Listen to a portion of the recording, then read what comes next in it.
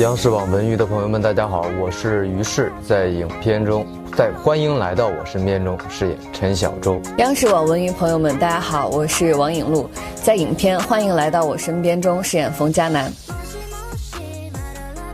小狗狗、小猫猫，因为小周老师比较热烈嘛，然后佳楠可能外表一开始有点冷冷的，但熟了之后也很粘人。说得很好啊，认同。两个人在合作之前有看过对方的作品吗？我之前是看那个《爱情神话》，然后《一人之下》《长空之王》。两个人对彼此的初印象是什么？初印象，我会觉得这个，颖璐是一个比较酷的女孩。我挺肤浅的，我觉得于适老师特别帅，谢谢，特别有精气神的一个人。接触多了，其实我觉得颖璐内心还是一个也算是比较热烈的人，并没有表面上那么的冷淡。我觉得于适老师很照顾人，他经常会带你玩起来。看一下我的病情状况。该患者在看到黄色时，周围的人会在其视觉中变成鸭子。当看到它时，你怎么了？视觉恢复正常。第一场戏是我们俩一起拍的，还是自己？都行。我都问到了这个问题。第一场戏哪一场戏来着？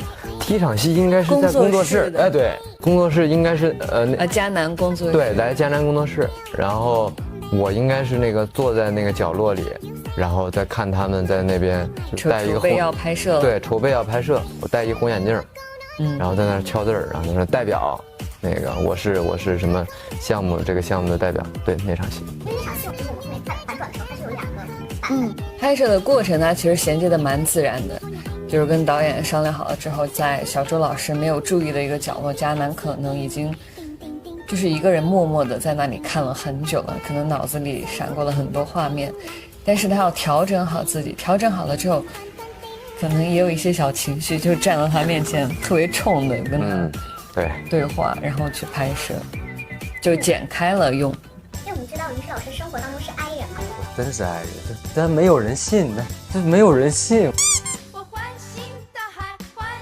后这一次小周其实是一个超级大艺人，然后精神状态非常美丽，这一次演绎这种作品，他最大的感受是什么？小周，主要小周他没做过那测试，他有可能也是个 I 人，我觉得，对，他是被动 E。因为现在大家特别爱讨论这个 I 人和 E 人，我觉得，很难去用一个 I 和 E 去形容，把一个人贴上标签。我觉得这个东西并不准确。因为我们看到影片当中，冯佳楠是一个美食博主嘛，那生活当中两位还有老师会做饭吗？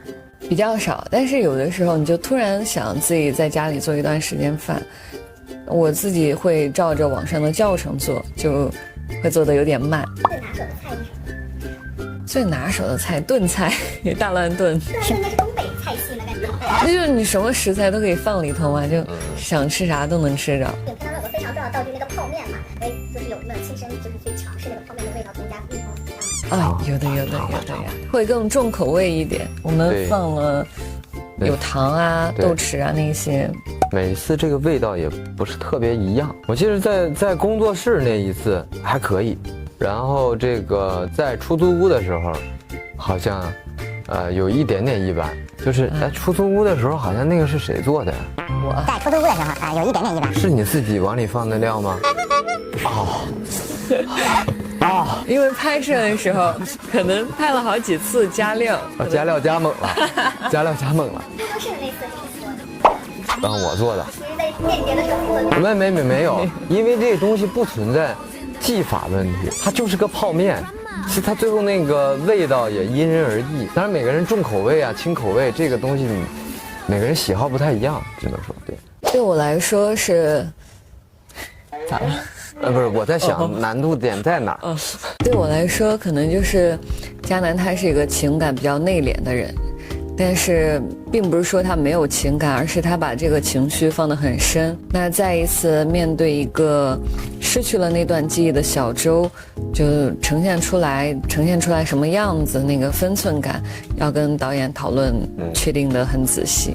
对，分寸感挺重要的，确实，整个戏的包括陈小舟这个人物，因为他的一些特殊的设定，他生的这个怪病，他所呈现出来这个状态的分寸感，确实也是同样很重要啊。我觉得现实题材我是挺享受的，穿的衣服又轻便，不像古代穿一盔甲很累的，其实反而这个更轻松一点，然后演起来也更放飞，就是唯一的这个尺度问题，我是容易演着也嗨了，有点过，如何去把这个怪病用这种肢体行动去展现出来，因为它毕竟是眼睛看出来，它透过眼睛，它这个第一视角看出来的这种病，所以比较难的点是在于这个跟这个鸭子无实物的互动啊，包括你这个生病的时候那个整个人的状态，是要好好的去揣摩一下的。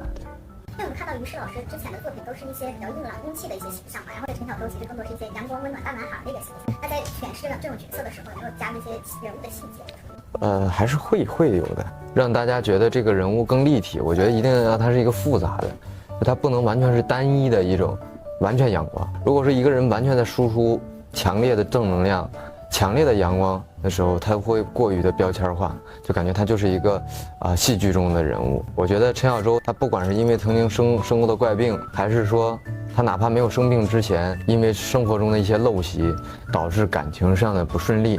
其实陈小舟内心他也是有脆弱的一部分的，他就是一个很普通的男孩，这个是他的底色，他本身是一个脆弱很弱的一个人，但是他又能迸发出来这种积极向上的力量。我觉得这个人这样一冲突，才会更加有这个又接地，然后又让观众相信。对。我看到网友评价说，小舟一看到迦南就是声音会不觉得夹起来。夹起来。有特意的设计吗？这个还真没设计，没有设计，可能自然而然的这种流露吧。对。刚才尹路老师也提到，就是说，因为迦南要在影片当中饰演的是前后的一个反差嘛，怎么去拿捏这样的一个情绪？这个剪辑的时候，其实会对不同情绪和那个影片每个地方情绪的递进有帮助很大。比如刚刚说到的，在小舟看不到的地方，很多场我都有就是一个人默默的就注视着他，就可能我们导演把这些注视的部分都留到了影片比较偏后的地方，前边可能会呈现的尽量再呈现一个不太熟的样子。小舟可能相对有点复杂，因为冯嘉男的出现不光是一个他有好感的女孩的出现，某种程度上他也算是一种药嘛。在我看来，陈小舟他一直心里会很摇摆，就是他会分不清我对这个女孩的依赖，我想见她到底是因为我真的觉得喜欢她，还是说我就希望通过她治病。